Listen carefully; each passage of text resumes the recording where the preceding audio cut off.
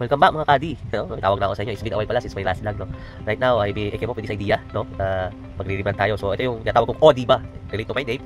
So, pag-uusapan natin yung mga Odiba moments sa ating buhay. So, simulan ko na to sa, nabasa ko sa Facebook.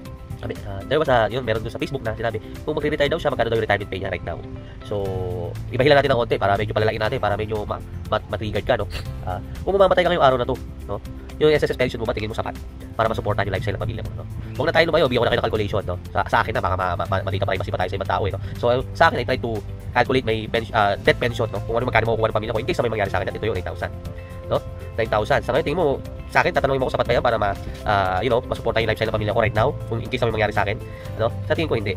By the way, sample calculation yan, in case na mamatay ako last September 30, 2024, no? Huwag naman natin i-advance, huwag natin i-project kung kailan tayo mamatay. Anyways, no? Mapalad pa ako dahil nasa maximum contribution ako yan. Ito yung contribution ko, no? No? So, paano pa kaya yung mga ating manggagawang Pilipino na hindi na ganun kalakihan yung contribution nila sa SSS, magkano pa? I did processing, no? Yung sa AirPad ko, sa AirMat ko, sa biyanan ko. Most of them, nasa around 3 to 4,000 ang kanilang pension. Tingin mo sapat yun para mabuhay ka dito sa Pilipinas? Diba? Yung iba, tala pag nag-maintenance ka na, diba? Hindi. So, ikaw ba, handa ka? O diba, hindi sapat yung SSS natin? Diba? Ito yung papatunong ka. Oo nga, no? Oo nga, hindi sapat. So, ano yung dapat natin gawin? So, iwanan ko kayo na, diba? O diba, hindi sapat yung ating SSS. So, mag-isip ka, lalo na paghandaan mo yung future ng iyong pamilya, kung ano mangyayari, in case na may mangyari sa iyong hindi maganda.